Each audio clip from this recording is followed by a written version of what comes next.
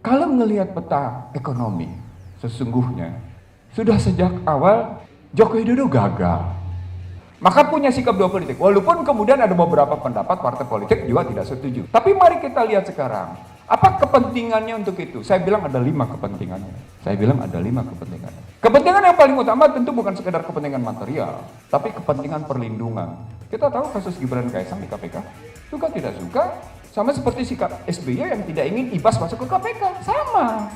Coba lihat urut nama-nama pada kasus Johnny G. Plate. Siapa orang-orang itu yang kemudian lihat pada posisi TKN? Lihat pada kasus TKN. Siapa yang duduk sebagai orang-orang keuangan di TKN? Bisnis mereka sebelumnya apa? Relasinya kayak gimana? Akan telusur. Kata kuncinya sederhana sesungguhnya. Pada cerita Johnny G. Plate, buka aliran uangnya, PPATK suruh bongkar itu. Nah, untuk masuk pemakjulan sesungguhnya dalam rangka gagasnya Denny Indrayana dan kawan-kawan, masuk dulu lewat kasusnya PPATK pada kasus Johnny G. Plate. Nah, kena di situ.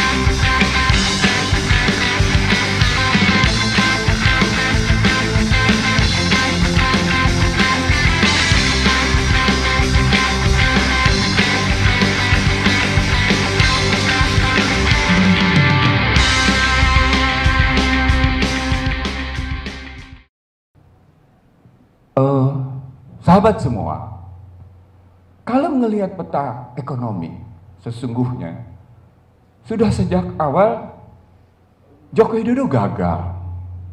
Ingat nggak kampanye 2014 yang berteriak-teriak $1 sampai dengan 10.000 siapa? Media apa saja? Muncul kekaguman orang pada ekonom-ekonom dari universitas bergengsi di Jawa Tengah sana, di Jogja sana. $1, 10.000 dibenarkan oleh 2 media besar habis-habisan. Saya bilang Anda mimpi. Pada saat Joko Widodo dilantik menjadi Presiden RI 20 Oktober 2014, $1 sama dengan 12.401 rupiah. Saya bilang nggak bakal mungkin lebih rendah dari 12.000. Maka saya tuding namanya Alma, saya nggak usah sebut karena menjadi fitnah kubur. Benar, orang yang sudah meninggal salah satunya. Saya bilang nggak mungkin bisa tercapai. Anda adalah ekonom yang menyesatkan, saya bilang dalam sebuah talk show live, gitu ya. Dan saya buktikan tidak. Artinya dalam perspektif moneter, kita lihat perspektif moneter nilai tukar gagal. Karena kecenderungannya naik begini ngelihatnya. Terus walaupun naiknya dalam bahasa undang-undang tentang Bank Sentral, tentang Bank Indonesia, tugas BI adalah mencapai nilai tukar yang stabil pada harga yang wajar. Kalau terus-menerus dengan naik begitu, harganya stabil tapi nggak wajar dong. Satu, dampak dari posisi nilai tukar kayak gini, dia terkena pada inflasi dan suku bunga. Pada inflasi dan suku bunga, kelihatan perbankan tidak terlampau berpihak kepada publik, hanya berpihak kepada namanya konglomerat. Muncullah kritik dari yang namanya BCA tentang kebijakan suku bunga. Jauh sebelumnya. Dikritik juga sama pihak lain gitu. Begitu juga soal inflasi. Oke, soal moneter selesai. Kita pindahkan sekarang ke fiskal. Dari nilai tukar, dia berpengaruh ke persoalan pendapatan dan ke persoalan belanja. Di persoalan pendapatan per hari ini gitu ya, berdasarkan resmi, saya cuma ngitung berangka-angka yang resmi saja. Dari perpajakan dapat 17-18 triliun, 1.718 triliun.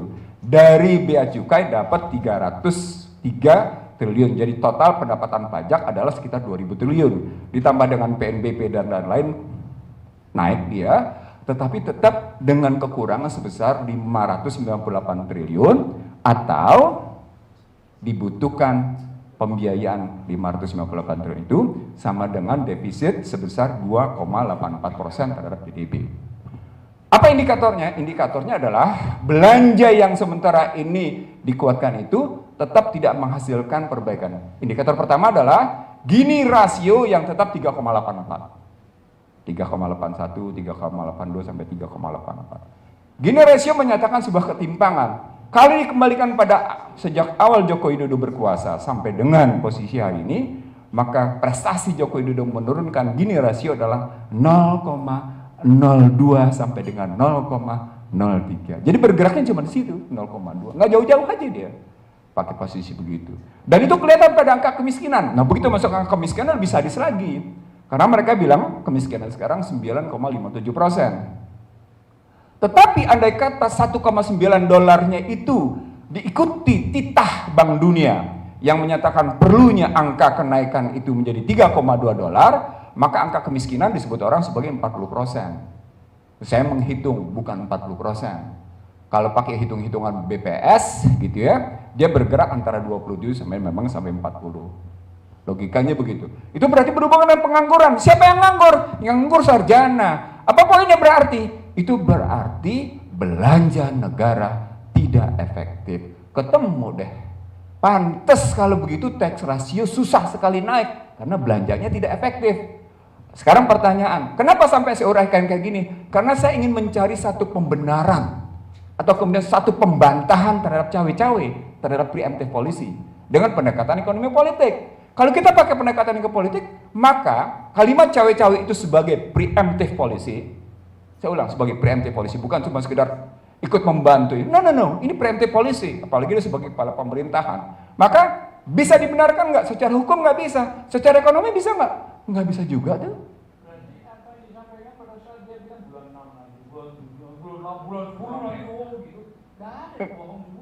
Logikanya sederhana. Lihat tax rasionya. Tax rasionya baru dalam konstruksi 2022 sebesar 10,38. Satu. Yang kedua, kemudian bisa kita lihat misalnya dalam konstruksi bagaimana belanja-belanja mereka akhirnya memperkaya orang kaya. Lihat, waktu kemarin krisis yang ada adalah industri PCR dan industri antigen yang untung. Bukan siapa-siapa.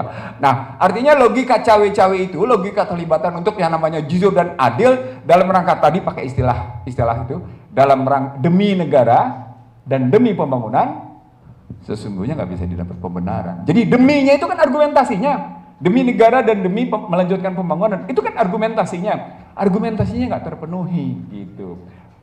Itu dari aspek itu. Sekarang kita lihat lebih lanjut, Bapak Ibu sekalian.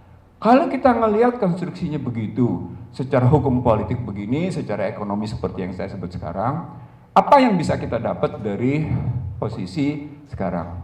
Sesungguhnya dari mulai kasus Partai Prima, ya, dari mulai kasus Partai Prima yang mengajukan gugatan tata usaha negara di Pengadilan Negeri Jakarta Pusat, sampai kemudian PK-nya Muldoko, ditambah lagi dengan beberapa peristiwa politik seperti musyawarah rakyat, lalu kemudian terjadi juga pertemuan Nusantara, lalu pertemuan beberapa kali. Poin ini cuma satu, kalau tidak menambah periode, dia memperpanjang. Oke, saya sudah tahu sejak awal PDIP tidak pernah setuju untuk penambahan periode. Tapi kemudian ada dua sikap yang muncul dari beberapa partai politik, terutama karena kenyamanan. Perpanjangan boleh dong, nggak capek, enjoy, nggak perlu boleh dong, gitu. Maka punya sikap dua politik. Walaupun kemudian ada beberapa pendapat partai politik juga tidak setuju. Tapi mari kita lihat sekarang, apa kepentingannya untuk itu? Saya bilang ada 5 kepentingannya. Kepentingan yang paling utama tentu bukan sekedar kepentingan material, tapi kepentingan perlindungan. Kita tahu kasus Gibran Kaisang di KPK. Suka tidak suka, sama seperti sikap SBY yang tidak ingin Ibas masuk ke KPK. Sama. 2014, siapapun orangnya pasti akan membarget agar Ibas tidak bernasib seperti almarhum sudah meninggal, dia sudah selesai. Nggak ada kita sebut ya, karena almarhum yang menyebut, yang sudah meninggal itu, dan dia menyebut di situ posisinya. Oke, dia harus mengamankan. Yang kedua, Ahok harus juga diamankan, karena Ahok yang menyatakan tegas-tegas, kalau bukan karena pengembang Joko Widodo tidak bisa jadi presiden. Harus diamanin. Kalau pengamaninnya namanya Ahok, itu kan berarti ada kepentingan pengamanan pada konglomerat. Sekarang pertanyaan, konglomerat itu sedang berbisnis apa? Bagaimana sekarang posisinya? Sudah return belum? Nah, ketika sedang return, itu masuk kasus Johnny G. Plate. Coba lihat urut nama-nama pada kasus Johnny G. Plate. Siapa orang-orang itu yang kemudian lihat pada posisi TKN? Lihat pada kasus TKN, siapa yang duduk sebagai orang-orang keuangan di TKN, bisnis mereka sebelumnya apa, relasinya kayak gimana, akan telusur. Kata kuncinya sederhana sesungguhnya. Pada cerita Johnny G. Plate, buka aliran uangnya, PPATK suruh bongkar itu. Nah, untuk masuk pemakjulan sesungguhnya dalam rangka gagasnya Denny Indrayana dan kawan-kawan, masuk dulu lewat kasusnya PPATK pada kasus Johnny G. Plate. Nah, kena di situ. Itu melihatnya. Dua ya alasan itu. Jadi alasan Gibran, alasan Ahok, dan kemudian alasan Johnny G. Plate. Yang paling penting adalah kasus kereta api cepat dan kasus IKN. Bapak Ibu sekalian, pada kasus kereta api cepat yang Anda harus tahu adalah pada Juli 2022, tepatnya 25 Juli 2022 di Beijing sudah muncul kesepakatan bahwa yang namanya pemerintah Indonesia akan memberikan jaminan APBN. Jadi cost overrun atau ngebangkatnya biaya yang diminta yang terjadi itu menggambarkan beberapa hal. Saya tidak ingin menyatakan soal macam-macam di belakang soal saham kereta api cepat ya. Apalagi kemudian terjadi macam-macam perubahan dari Gambir sampai akhirnya ke Halim gitu misalnya. Atau katakan sekarang sesungguhnya bukan Trans kereta api cepat Jakarta Bandung, tapi sesungguhnya high speed railway Trans Jawa yang ujungnya dari Jakarta sampai dengan Banyuwangi. Yang ingin saya sampaikan, saya tahu Anda terburu-buru, tapi saya ingin mengatakan begini. Saya tahu, saya ngerti. Tapi saya ingin mengatakan begini, di balik kereta api cepat ini problematiknya luar biasa loh. Cuma terkadang diputar balik sehingga kelihatannya keluar kata-kata. Siapa bilang APBN kita tidak mampu? Gimana mungkin sih ngomong APBN itu tidak mampu? Dia sudah punya beban berat kok. Bapak Ibu sekalian, Bung Ahmad Hosinuddin, cawe-cawe itu bisa dilihat dalam dua perspektif. Perspektif pertama apa yang disebut dengan discretionary policy. Polisi, suatu kebijakan yang didasarkan atas kebebasan seorang pemimpin ngambil kebijakan, namanya discretionary policy, dan itu berarti menyangkut nanti berbagai kebijakan lain. Yang kedua, mandatory policy, satu kebijakan yang didasarkan atas perintah. Sekarang, kalau kita ngambil pada kasus kereta api cepat, yang kemudian nanti berhubungan dengan cawe-cawe, dia di mana? Dia sesungguhnya dalam konstruksi keinginan melakukan discretionary untuk mencapai mandatory karena sudah menjadi program. Ketemu problematik ruwet, gimana ruwetnya? Karena sesungguhnya di belakang kereta api cepat Jakarta Cepat itu turnkey, yang kemudian malah keluar jaminan. Di sini kebanyakan teman-teman tidak melihat urut-urutan masalah yang sesungguhnya kereta api cepat itu bermasalah dari segi pembiayaan. Satu. Sama dengan IKN. Ditambah lagi IKN sebelum kemarin soal pasir, muncul sejumlah konglomerat atas undangan Duta Besar Indonesia untuk Singapura membawa konglomerasinya ke IKN. Konglomerasi Singapura. Kalau kita melihat ini, maka cawe-cawe sebagai preemptive policy sesungguhnya bukan variabel tunggal. Bukan variabel tunggal jadinya. Nah, ketika masuk variabel tunggal, tinggal kita lihat siapa yang bersih dari, saya tanya sama teman-teman semua di sini. Siapa partai siapa yang bersih dari keterlibatan ini semua? Ada nggak? Kalau Anda sudah dibilang nggak ada, berarti harapan untuk pemakzulan sesungguhnya hampir-hampir tidak ada. Dan berarti apa yang disampaikan oleh Lim Bianki, nggak usah pakai namanya Yusuf Wanandi, karena memang namanya aslinya Lim Bianki. Apa yang disampaikan oleh Yusuf Wanandi atau alias Lim Bianki, pada hakikatnya Akan jadi begitu. Apalagi kita tahu bahwa, maaf ya, beberapa tokoh utama di balik Lim Bian Ki adalah orang-orang penting di East West Center. Di East West Center. East West Center adalah sebuah lembaga think tank, NGO, di bawah binaan Kementerian Luar Negeri Amerika yang mencoba mempengaruhi beberapa tokoh untuk melanjutkan kebijakan-kebijakan Amerika. Jadi kita tahu nih pertarungan ini apa. Disitulah ketemu saya. Ini jangan-jangan sikap Denny Indrayana ketemu dengan di sini nih, akan larinya begini. Nah, cuma tinggal kita pilih apakah dua pasangannya ini, pasangan Ganjar dengan Prabowo, atau kemudian saya nih mandangnya Prabowo dengan Anies. Ngelihatnya begitu gitu. Saya kira begitu pengantar diskusi. Saya setuju melanjutin karena masih banyak data yang belum saya kemukakan berkaitan dengan prestasi-prestasi ekonomi di level mikronya. Terima kasih. Assalamualaikum warahmatullahi wabarakatuh. Assalamualaikum warahmatullahi wabarakatuh. Sobat RH sekalian, jumpa lagi kita di channel yang keren ini. Keren cadas. Ya, sobat RH sekalian, coba kita ambil satu berita yang menarik ya dari Profesor Dr. Didik J. Rahbini. Jadi sekarang Rektor Universitas Paramadina ya. Apa yang dikatakan Didik Rahbini ini menarik sobat RH sekalian. Tapi sebelumnya kita harus paham Didik Rahbini ini adalah anggota dari Partai Amanat Nasional, pernah menjadi anggota DPR di sana dan kemudian sepertinya kapok menjadi anggota DPR ya. Dan sengaja ya saya angkat ini, saya membayangkan bagaimana pendapat dari para anggota DPR dari Partai Amanat Nasional yang sekarang kelihatannya sangat Jokowi minded ya. Jadi saudara sekalian, Didik Rahbini ini mengatakan ya bahwa Jokowi merusak dua tatanan penting di Indonesia. Ini juga penting juga untuk pendukung-pendukung Jokowi. Ya kita hormati ya, luar biasa, menjelang lengser pun masih setia. Ya mungkin karena ada sambungannya dengan pemerintahan yang baru.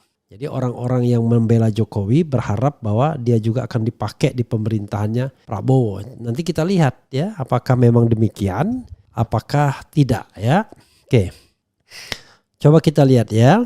Republik Merdeka, Presiden Joko Widodo dinilai telah merusak dua tatanan paling penting di Indonesia hingga memporak-porandakan sistem berdemokrasi. Rektor Universitas Paramadina, Profesor Didik J. Rahbini menuturkan bahwa dua tatanan yang dirusak Jokowi yakni tatanan aturan dan tatanan moralitas bangsa saat ini. Oke, nanti kita akan bahas ya.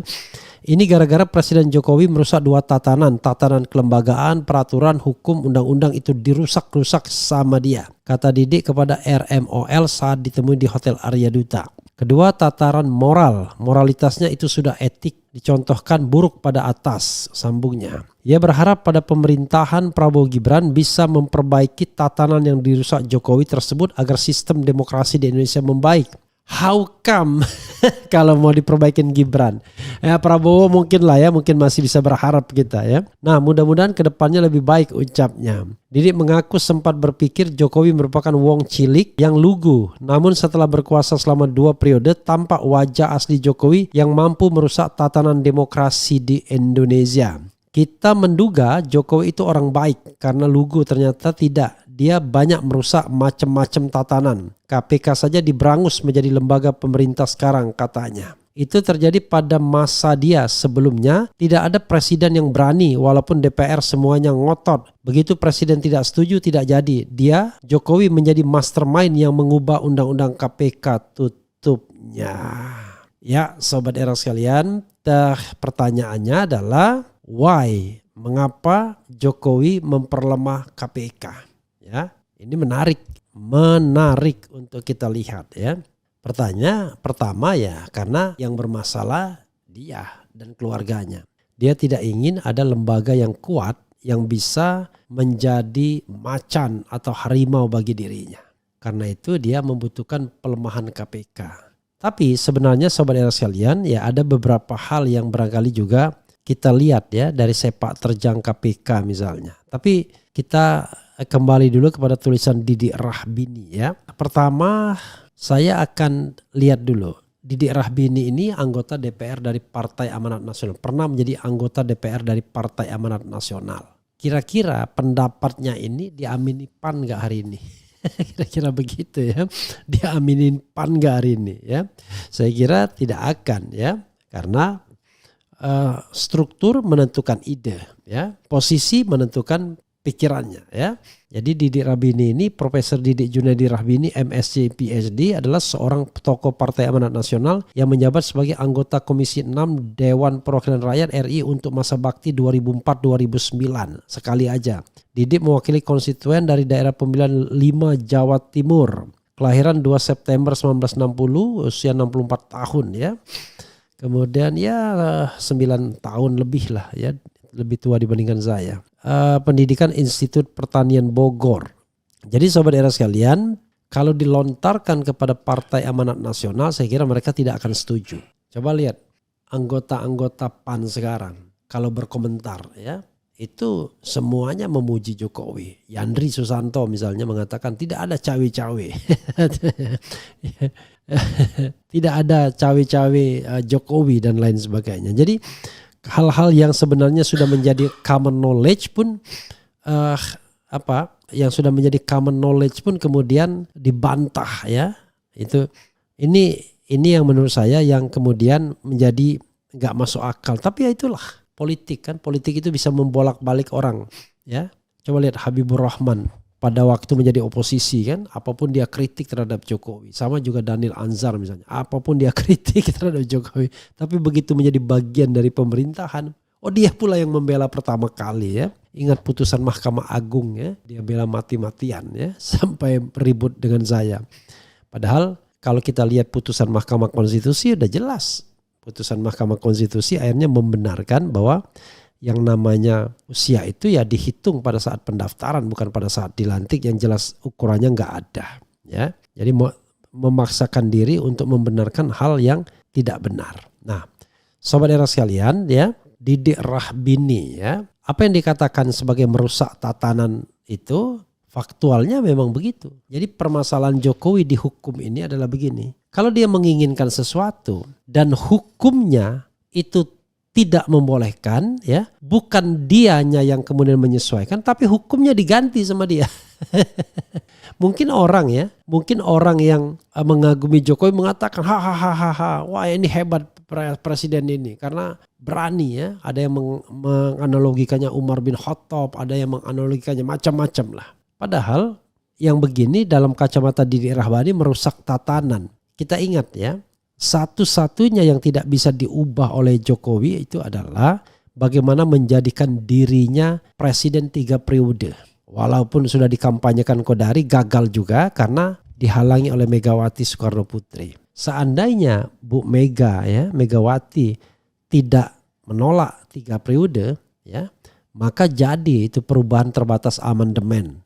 Seperti halnya di Partai Amanat Nasional dengan menambahkan klausul bila dikehendaki lagi maka bisa dicalonkan kembali. Maka tidak ada lagi tradisi pembatasan masa jabatan di Partai Amanat Nasional. Zulkifli Hasan untuk pertama kalinya tidak hanya menjabat 2 periode tapi pada periode ketiga. Dan saya kira logikanya akan mengatakan ya karena kalau dikehendaki bagaimana, padahal kita tahu kongres-kongres, muktamar-muktamar itu semua ada gizinya semua ya untuk membungkam suara-suara dari Dewan Pimpinan Daerah atau Dewan Pimpinan Wilayah ya. Jadi itu saja yang tidak berhasil. KPK misalnya yang menjadi partner presiden dalam pemberantasan korupsi. SBY pernah merasakan pahitnya KPK ketika besannya sendiri ditangkap misalnya. Tetapi dia tetap memelihara independensi KPK dari gangguan-gangguan, terutama gangguan aparat penegak hukum yang menjadi rivalnya dalam tanda kutip. Tapi di era pemerintahan Jokowi tidak. Di akhir pemerintahan main saja ya. Saya pernah mendengar langsung dari seseorang yang sekarang jadi menteri yang baru saja diangkat. Nggak ada pembahasan undang-undang KPK katanya. Main begitu aja di akhir pemerintahan Presiden Jokowi 2019. Dan pada waktu itu Jokowi tidak menandatangani kalau tidak salah atau apa ya, tidak menandatangani, tapi tidak juga mau mengeluarkan perpu. Kelihatan betul bahwa memang by design KPK diperlemah. Dan sampai sekarang dampaknya terlihat. KPK tidak lagi lembaga yang bisa dipercaya 100%. Apalagi kemudian ditempatkan orang yang bisa dikendalikan. Nah pada waktu yang jadi masalah adalah ada kekuatan lain. Misalnya kekuatan katakanlah kekuatan intelijen ya, yang bisa menguasai KPK misalnya. Ya, termasuk di kepolisian juga. Nah pertanyaannya adalah apakah itu di bawah kendali Jokowi apa di bawah kendali Megawati. Tapi secara struktural kemudian badan intelijen langsung di bawah Presiden Jokowi dalam masa periode keduanya. Jadi saudara sekalian, watak pemerintahan seperti itu ya membahayakan memang. Yang kedua ya moralitas. Moralitas itu beyond the law. Jadi di luar hukum. Tetapi moralitas itu bisa kita nilai ya. Misalnya ya soal bagaimana dia menempatkan anak dan menantunya untuk menjadi kepala-kepala daerah. Gibran di Solo, semua partai diborong. Dan pada waktu itu PDIP terlibat, jangan nggak dianggap terlibat ya. Semua partai diborong, meninggalkan PKS dan akhirnya menang. Karena hanya melawan dalam tanda kutip calon independen yang tidak kuat-kuat amat. 80% lebih suaranya. Di Sumatera Utara atau di Medan tepatnya ada pesaingnya pada waktu itu karena kalau tidak salah Demokrat dan PKS yang masih berada di luar pemerintahan itu bisa berganding tangan. Tapi menteri bolak-balik dan lain sebagainya mengontrol untuk memastikan bagaimana perkembangan Medan. Konon begitu yang saya dengar ya, yang saya baca, dan pernah juga ada pernyataan Rocky seperti itu dan akhirnya menang. Kemudian Kaisang ya masuk partai PSI 3 hari jadi ketua. Jadi semuanya tidak lepas dari pengaruh Presiden Jokowi ya. Nah itu menunjukkan soal etika berpemerintahan, moral pemerintahan yang dilanggar. Belum lagi kalau kita bicara tentang pelanggaran-pelanggaran hukum yang memang ceto welo-welo. Sebagai contoh misalnya bagaimana KM50 misalnya. KM50 luar biasa. Itu tidak ada politisi yang mau menyinggung soal ini padahal ini hal yang jelas dan serius. Dulu Fadlizon, kemudian beberapa dari Gerindra memfasilitasi itu. Tapi saya nggak yakin apakah ini akan dibuka oleh pemerintahan Presiden Prabowo. Walaupun Dasko sudah menemui Habib Rizik misalnya, tetapi apakah benar ada niat untuk membuka itu? Kita akan lihat nanti ke depannya ya. Begitu sobat era sekalian ya. Wassalamualaikum warahmatullahi wabarakatuh. Keren, cadas. Cia.